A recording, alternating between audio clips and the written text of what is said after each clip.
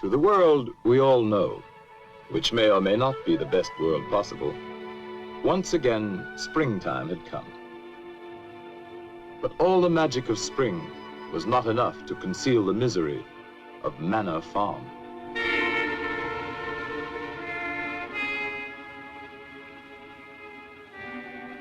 Once thriving and fruitful, the farm and its owner, Mr. Jones, had fallen on evil days. Beset by problems of his own making, Mr. Jones had turned to drink. And for his misery, he had found poor company.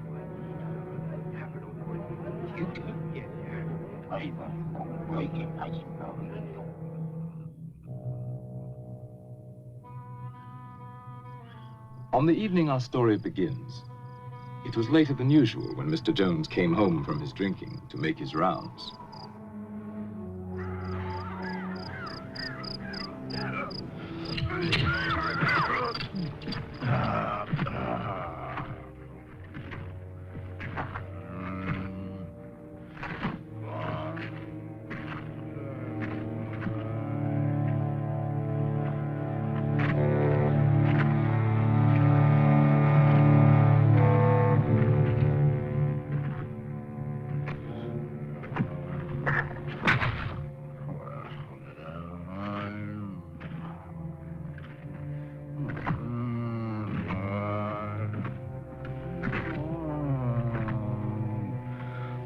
Damned old hens.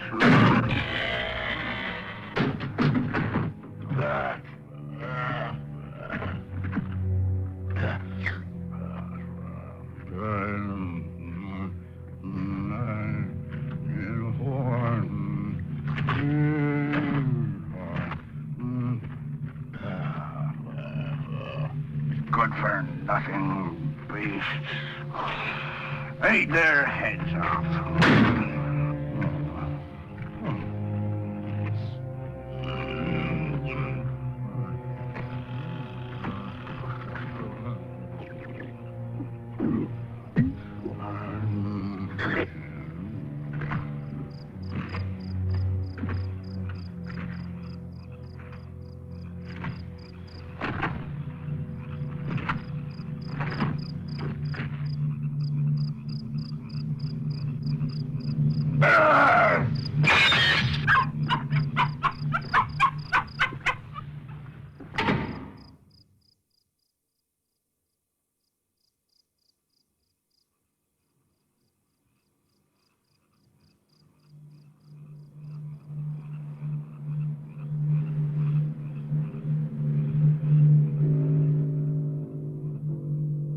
On this night, all the animals had agreed that as soon as Mr. Jones was in bed, they would gather in the main barn for a secret meeting called by Old Major, the prize boar hog, who because of his years was regarded as by far the wisest of the animals.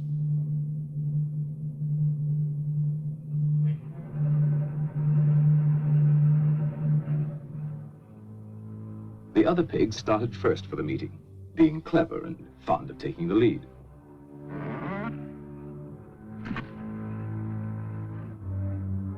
They were followed by Boxer, largest and strongest of the horses, and his devoted friend, Benjamin, the donkey. All the other animals, great and small, were anxious to get there, for such a meeting had never been held before.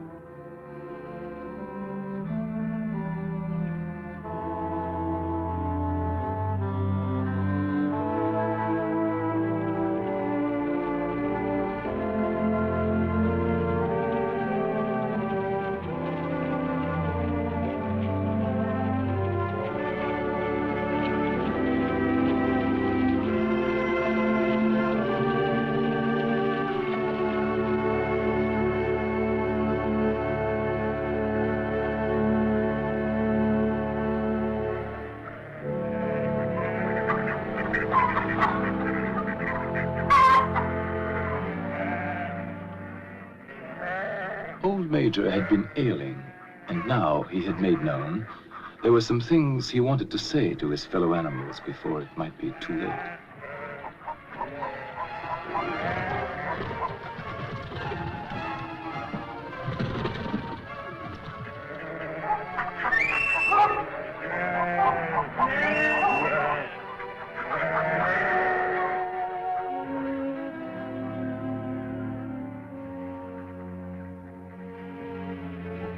It took a while for all to find their seats. The pigs had taken up the best positions immediately in front of the platform. Among them, Snowball, determined to get a good view. And Napoleon, equally determined and even less polite.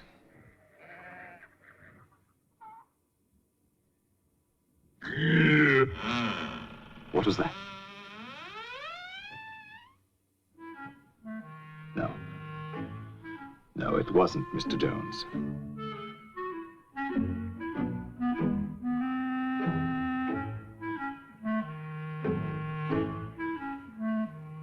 And at last, everyone could be settled to hear Old Major. My dear friends, I have lived a long life. I have had much time for thought as I lay alone in my stall. I won't be with you much longer, and before I die, there's something I want to tell you. Few of us will ever know the blessings of a peaceful old age. You, boxer, when you have given the last of your great strength, what then?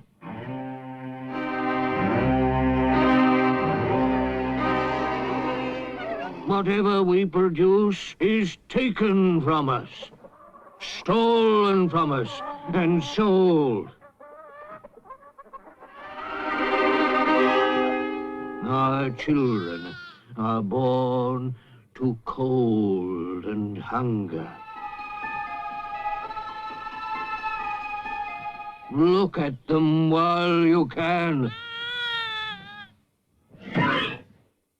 You porkers, do you know what the future holds for you?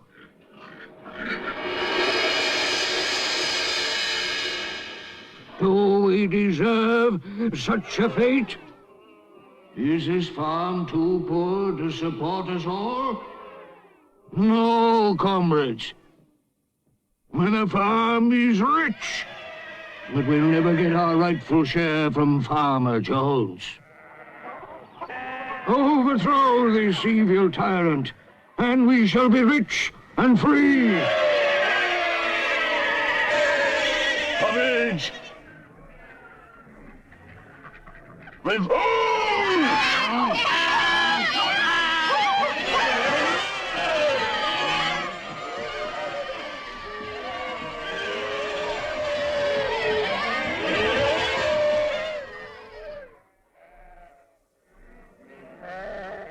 But remember, when you have got rid of Jones, don't adopt his vices.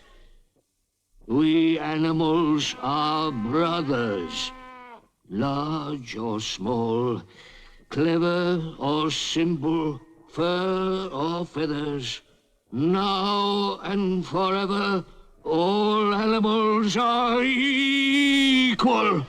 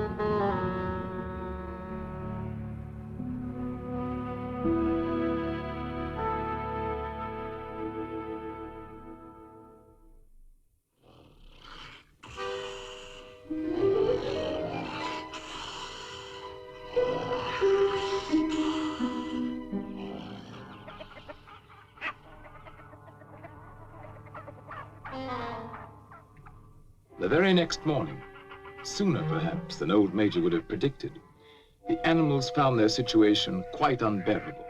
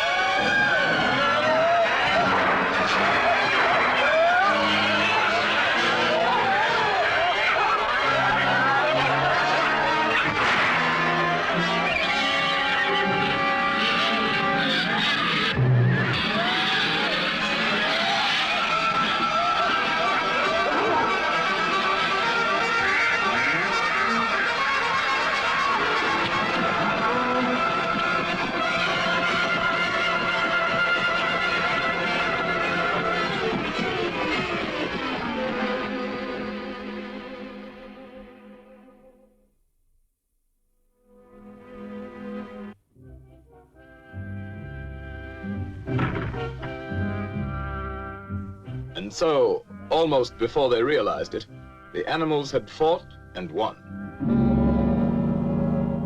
They had casualties to mourn, and those who died left children to be cared for.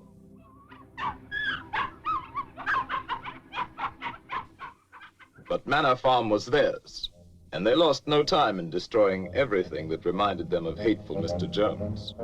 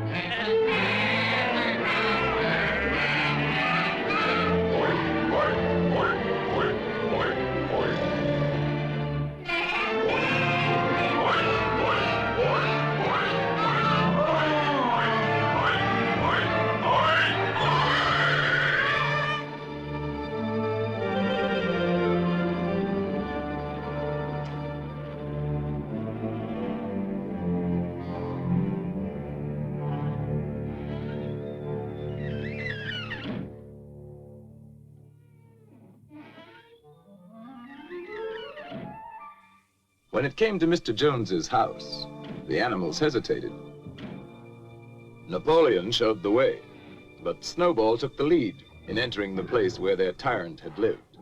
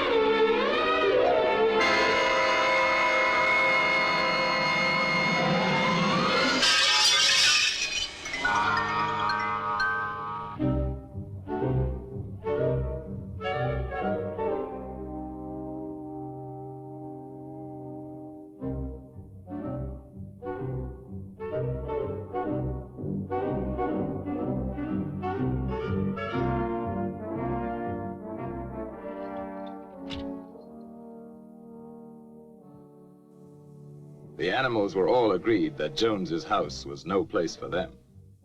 All, that is, except Napoleon.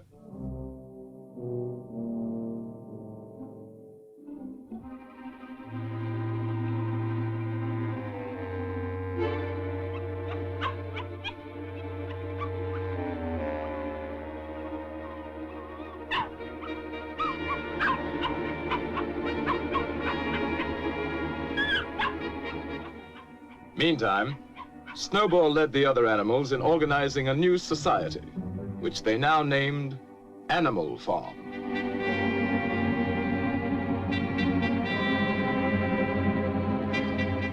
So that all might see and agree, the laws of Animal Farm were inscribed in a prominent place, to be remembered and obeyed forever. No animal shall sleep in a bed. No animal shall drink alcohol. 4 legs good, 2 legs bad. Wings count as legs.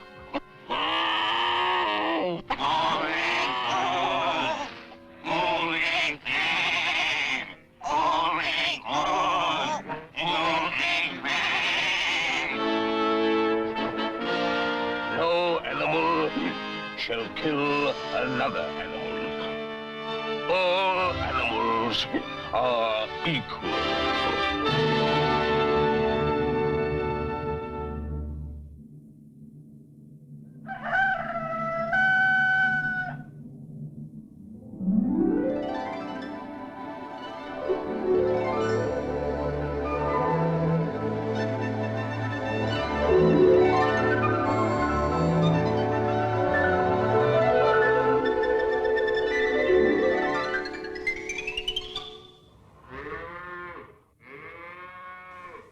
Tending farm by themselves posed problems for the animals, but the pigs could think of a way around every difficulty.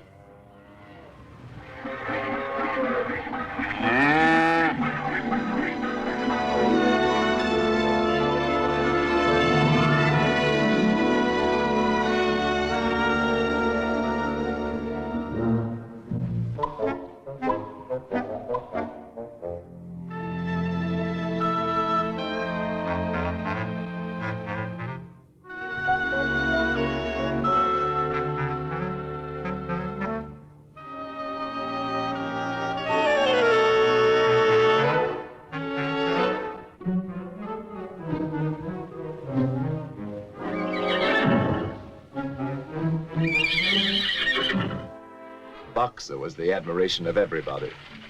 He had been a hard worker in Jones's time, but now he seemed more like 3 horses in one.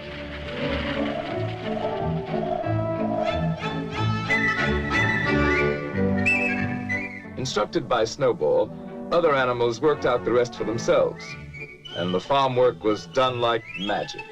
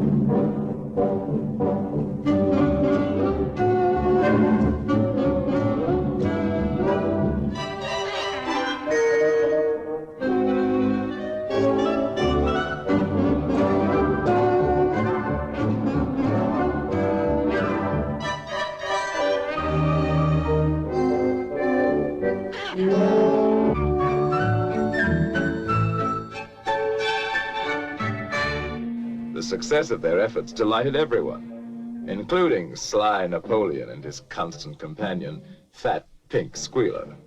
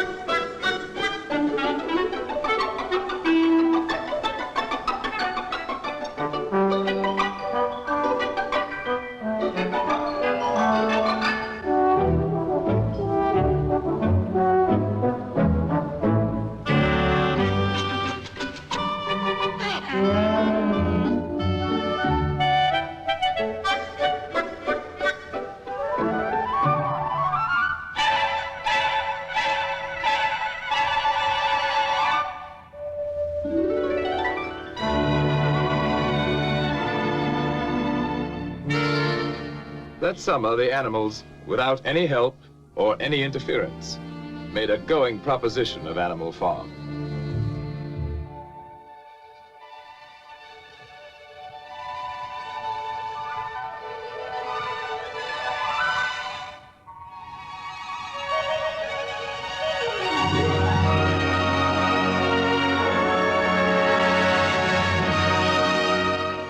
The fields yielded richly, and they were cut and gleaned with diligence and devotion.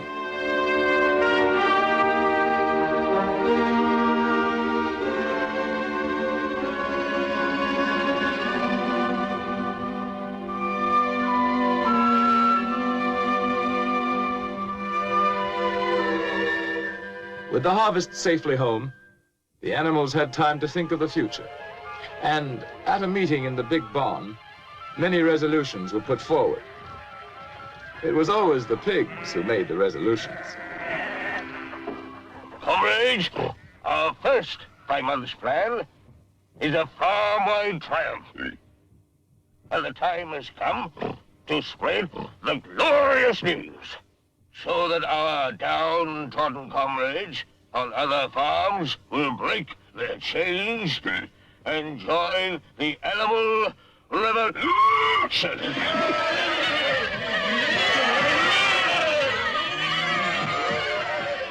So, tell the wonders of Animal Farm to the world!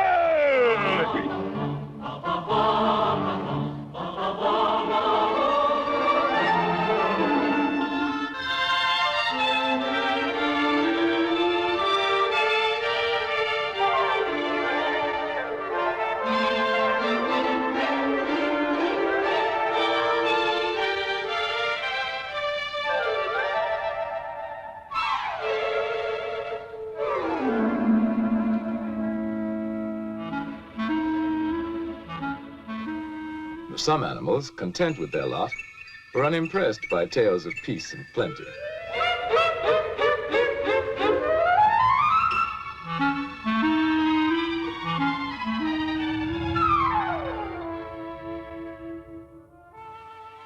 Others, happy in their own surroundings, were alarmed at the thought of any change.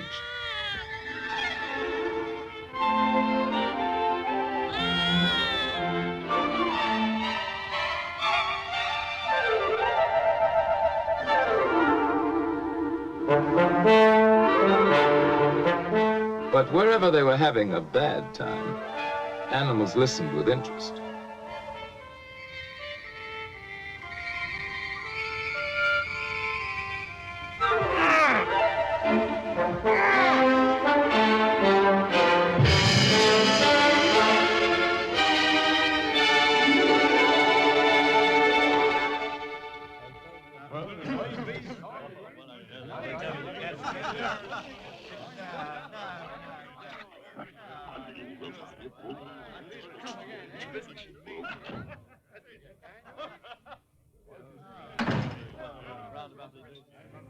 In certain quarters, the rebellious behavior of a lot of dumb animals caused indignation and much conversation. But nothing was done about it, for the drunken Mr. Jones and his cronies did not know what to do.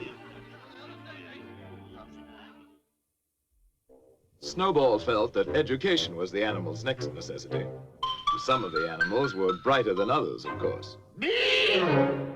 C! D!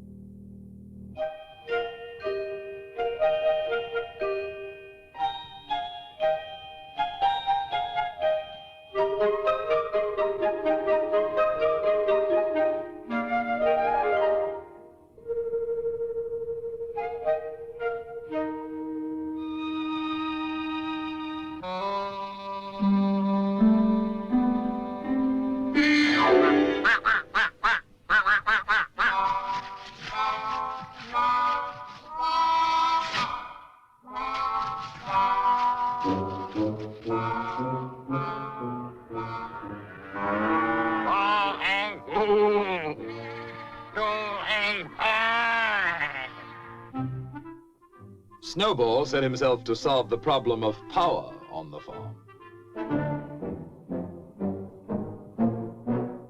And so did Napoleon.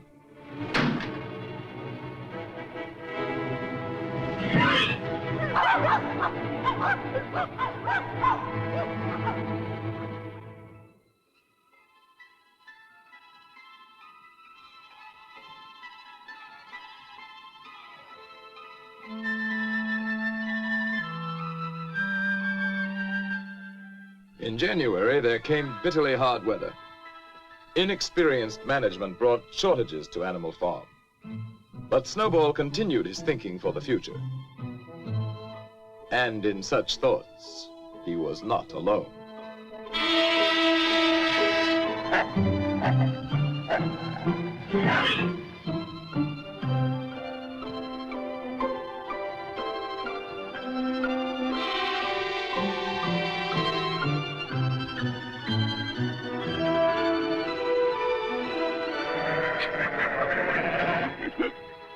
Comrades, I have prepared a new plan for Animal Farm. Here it is. All it needs is your vote.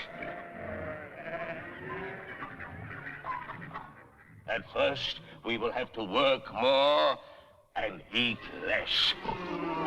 But my plan will bring us electricity.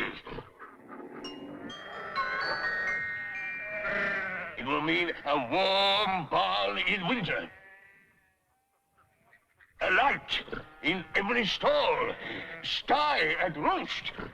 Luxury for all.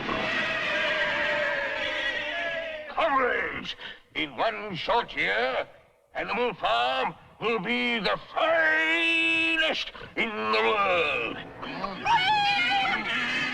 Dreams, dreams. A vote for my plan is a vote for the life beautiful. It's a lie. I'll promise you a 4-day week. Bosh! Perhaps a 3-day week. Nonsense. A 1-day week.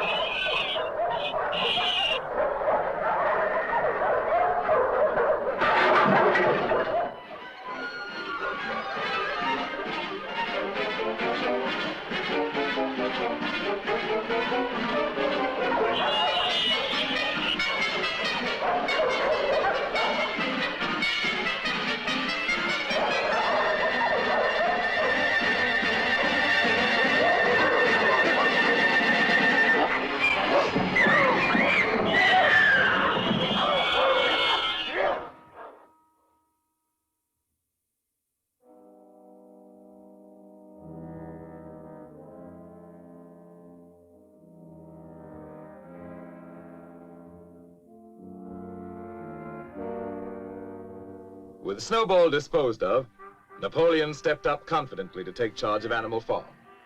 And Fat Pink Squealer became his obedient follower and assistant.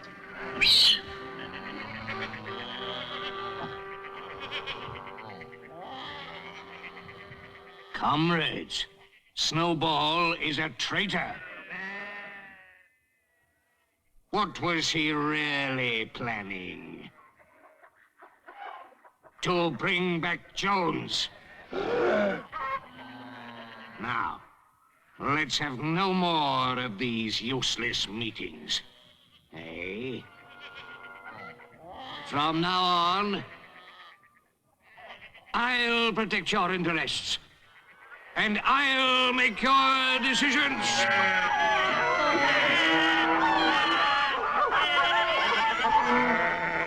Let me show you my plan for Animal Farm.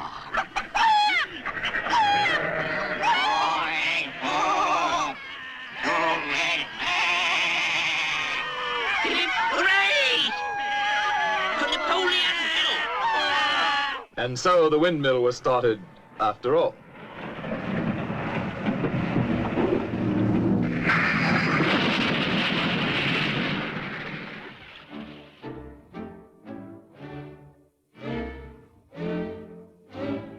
Nothing could have been achieved without Boxer, whose strength was greater than that of all the other animals put together.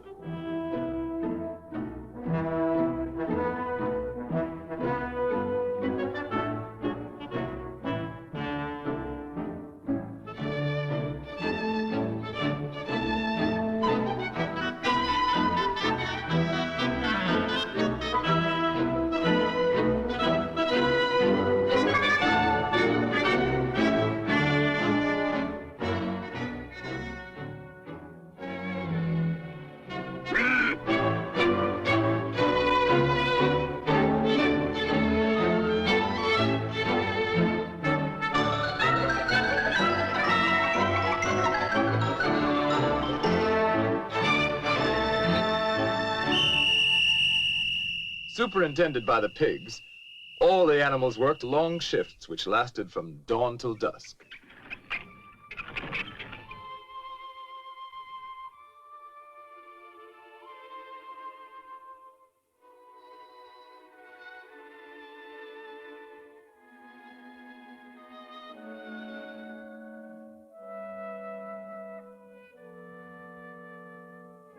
Rations were shortened for the workers, but the pigs, by virtue of their brain work, were plentifully provided for.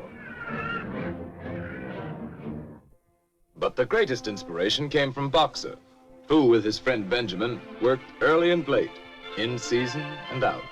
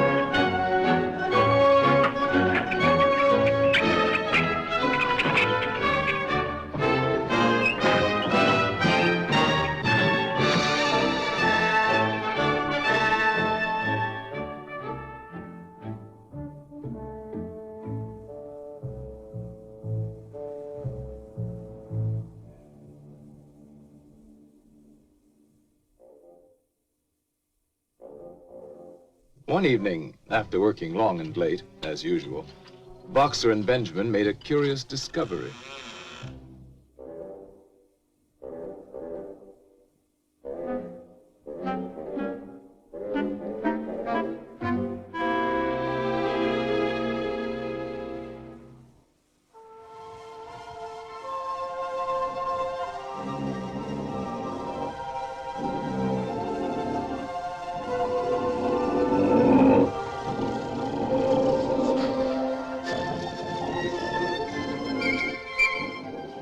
Word of what now went on at night in Jones's house spread quickly through Animal Farm.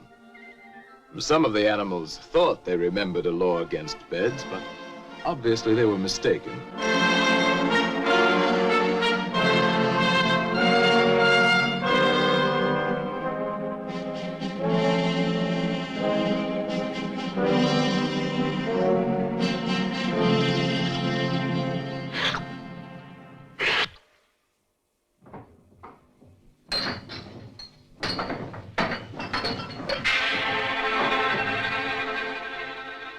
And now, other changes in the laws of Animal Farm were in store.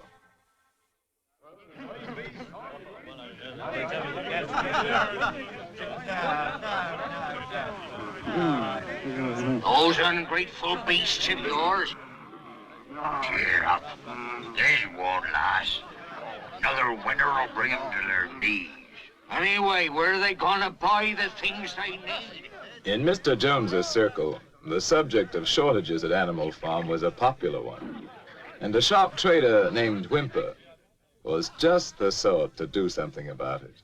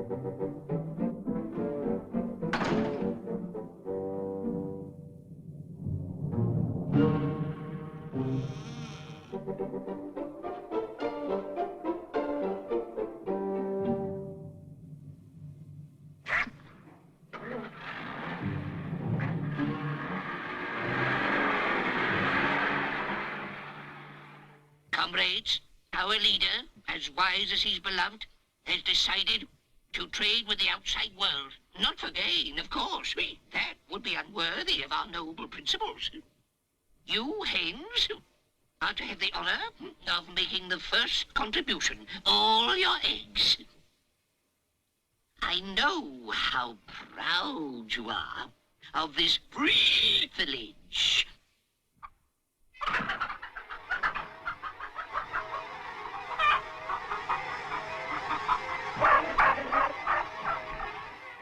The chickens seemed to remember old Major saying that their eggs should never be taken from them.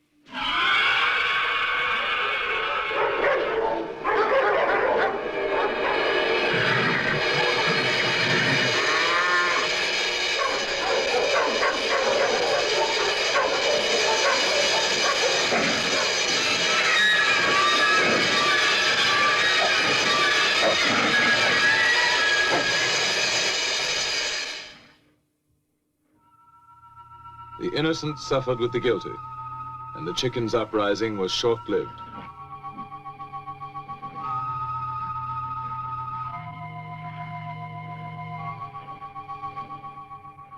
Comrades, I have made a terrible discovery. There are traitors among us. Yes, comrades. In league with Jones and Snowball. To destroy Animal Farm.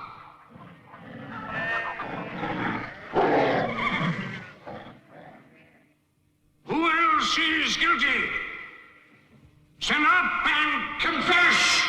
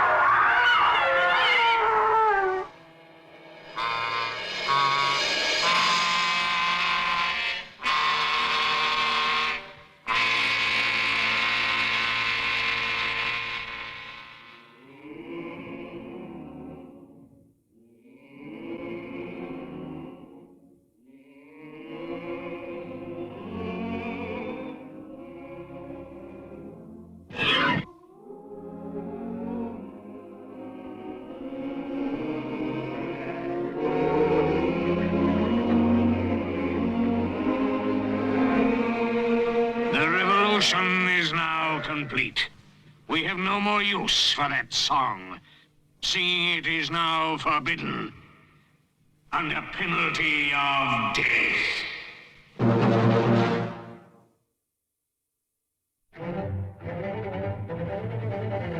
Trade between Animal Farm and the outer world now became quite brisk.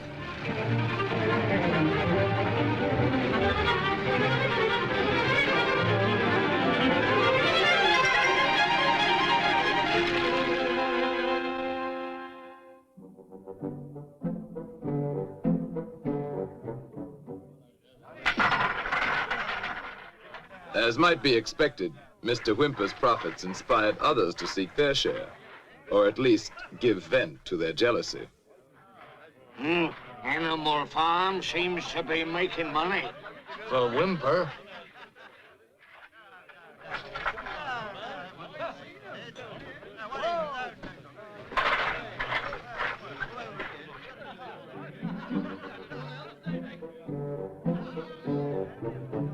Who ever heard of animals running a farm?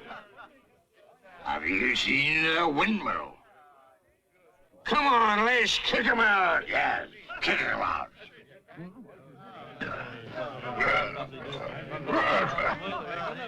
The original owner was not invited to join this movement. His neighbors let him know his day was done.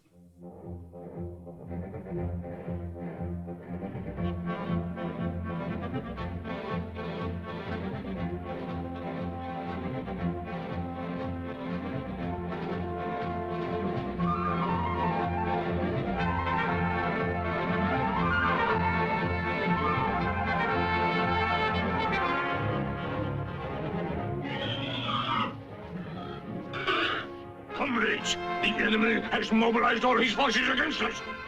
We must save Animal Farm from the hateful enemy. At all costs, with animals.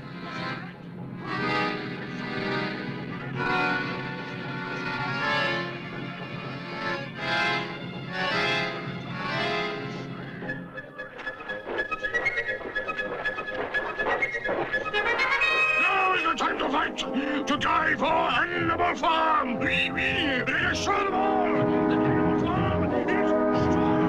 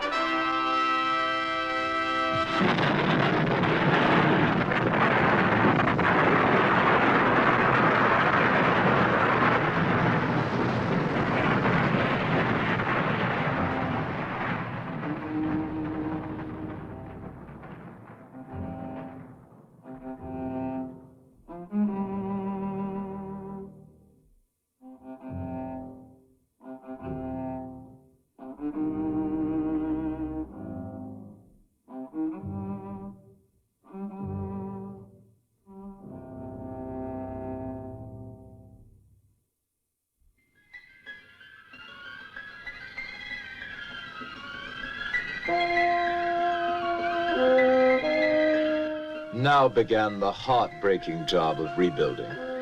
And as before, Boxer and Benjamin worked hardest of all.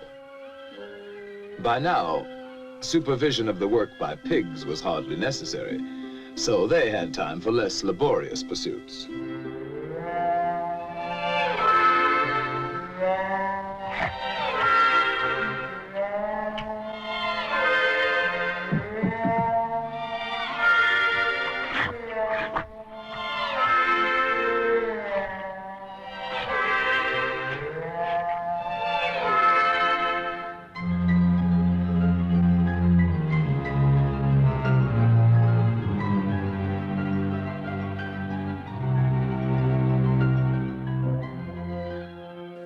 Long after the other animals left the job, Boxer and Benjamin worked on and on, giving their all, year in, year out.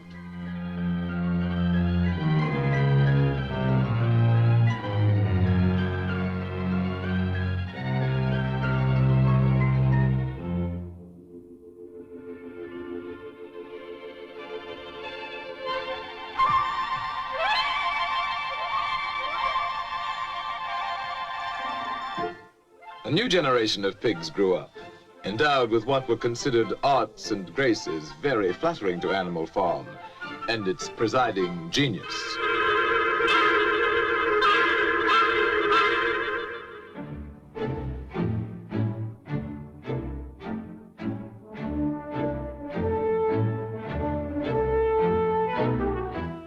But still the windmill was not finished, and Boxer's injured foot got worse instead of better.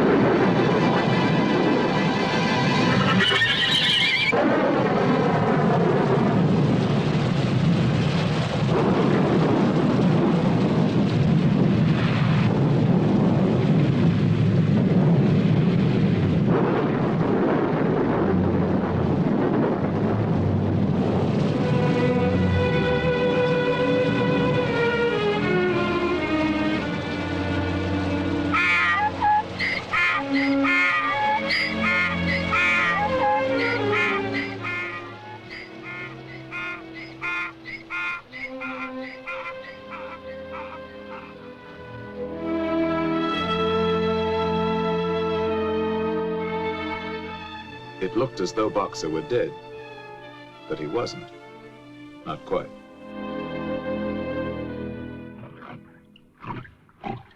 Boxer's hurt bad. He'll never work again. What do we do? While Napoleon and Squealer made plans for Boxer, Benjamin predicted he could look forward to a well-earned rest and retirement.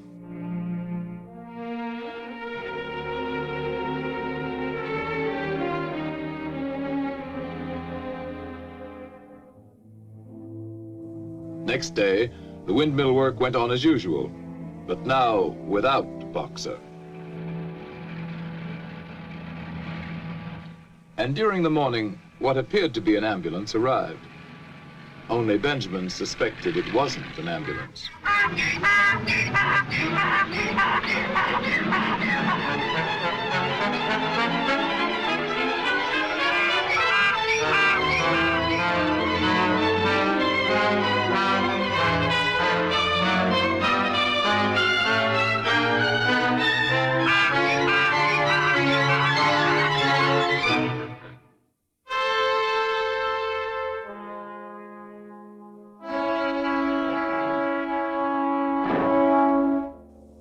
The other animals finally recognized the death wagon from Mr. Whymper's glue factory.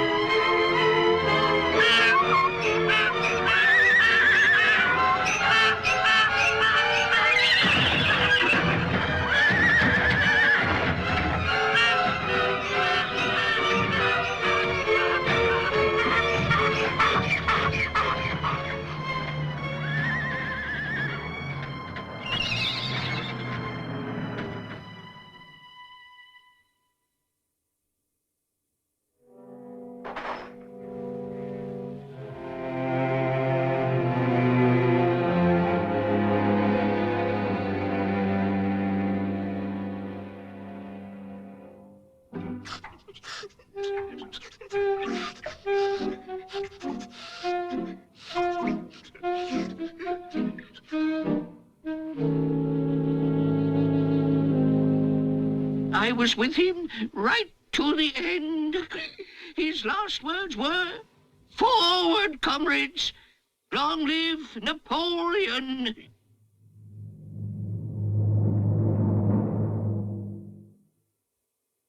As for the wicked rumor that Boxer was sold to a glue factory, our beloved leader would never do that. Long live Napoleon! Long live Napoleon!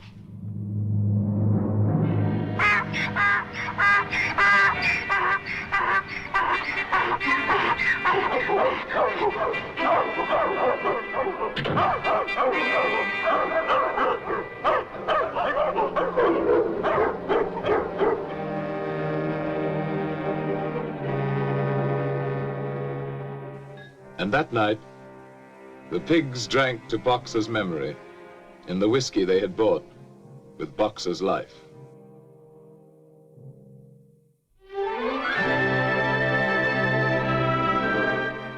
Years passed. The seasons came and went. The short animal lives fled by. The completed windmill stood as a monument to its builder's faith and sacrifice. But the animal's revolution was only dimly remembered. Outwardly, Animal Farm appeared prosperous, but the animals themselves were no better off, with the exception of the pigs and their supreme leader, Napoleon.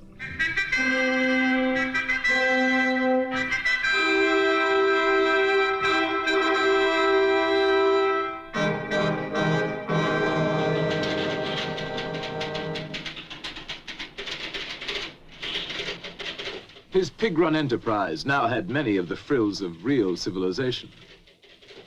And one fine day, pig delegates from far and wide arrived at Animal Farm to celebrate the coming of a new era.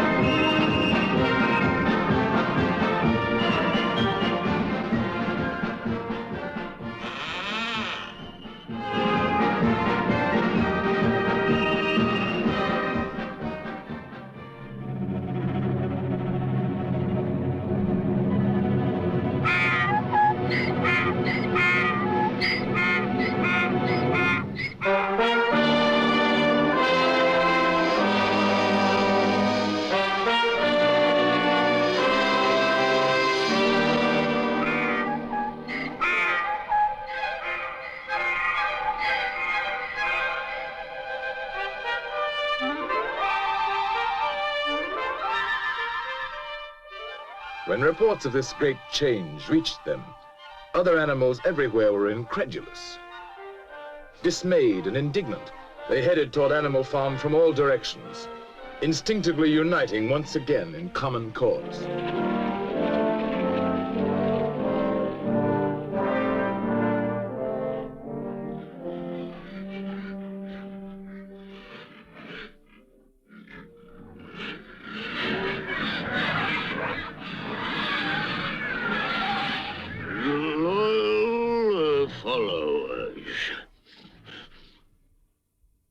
On farms owned and operated by pigs, there is order and discipline. Our lower animals do more work and eat less than on other farms. This will encourage you to make your lower animals work even harder and eat even less.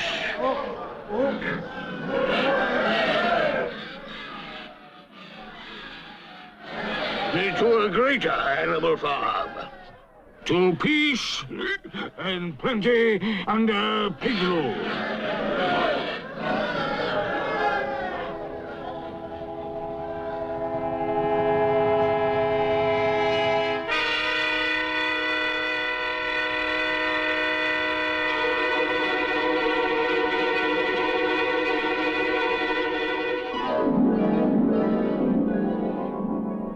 To the day when pigs own and operate farms everywhere.